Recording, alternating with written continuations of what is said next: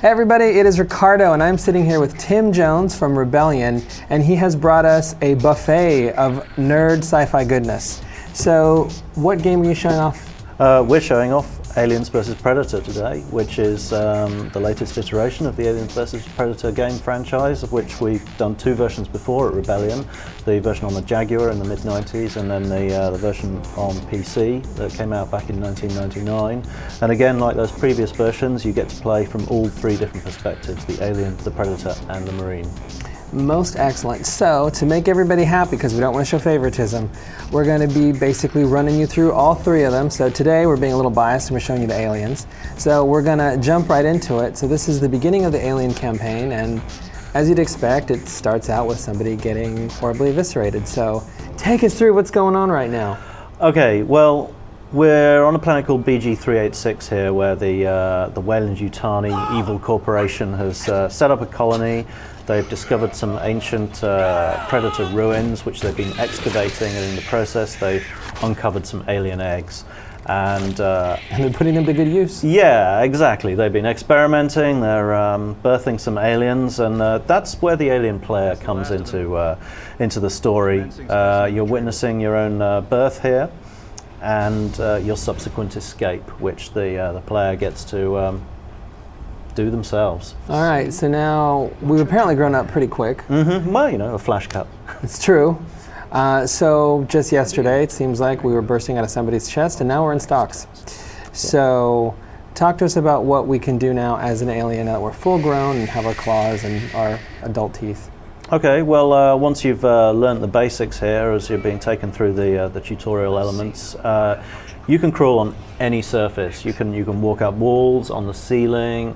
You can move with frightening speed, and you can also leap from surface to surface, like with real ease. We've got a little targeting reticule there in the middle of the screen, which always indicates which way the floor is to help you with your orientation. But it also shows you whether you're hidden in darkness or light, or if indeed a surface ahead of you is within range for you to be able to leap straight to it.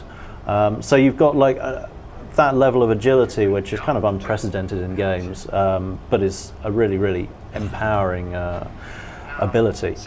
But it's absolutely essential to the alien to have that level of agility, because you don't carry weapons or guns of any kind, so you are essentially the weapon yourself. You have your claws, your tail, your teeth, and it's up to you to close the distance to your prey. And once you get there, well, then, you know, your prey's in trouble. And so you mentioned the light and dark aspect of it, and he seems to be kind of hanging out in shadow. But we can also, there's this vision thing happening, so can you explain to us what alien vision is? Okay, well, I mean, the alien has a unique way of perceiving the world. His senses are very powerful. I mean, it's obviously left somewhat ambiguous in the movies as to whether he's got eyes or not, but in the game, we've made sure that you can clearly see your prey, even through walls, so you can see the pheromone outline there, which actually changes color depending on how much of a threat your target is. Like, it's green if they're unarmed, they're red if they're armed. But you can also see in the darkness wherever you are as well. You've got ways of basically, no matter how dark it is, you can still make out the environment around you, which gives you a definite advantage against the AI, which is, well, when they're in the dark, they are blind, but you're not. So talk to us about the story and how you kind of fit into it, because these are basically three different kind of interweaving stories. What are we doing? Why are we in a bad mood killing people?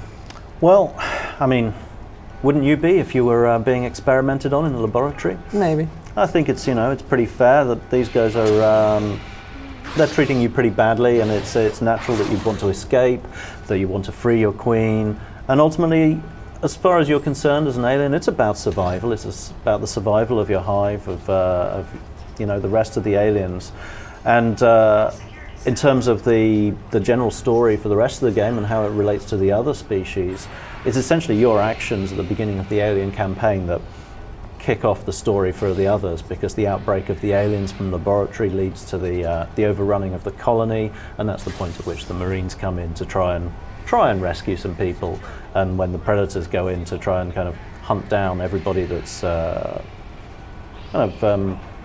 trespassing on your sacred hunting ground. It's like one big murder party that everybody's invited to.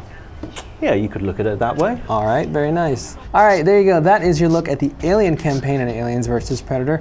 Be sure and come back for the next two today on the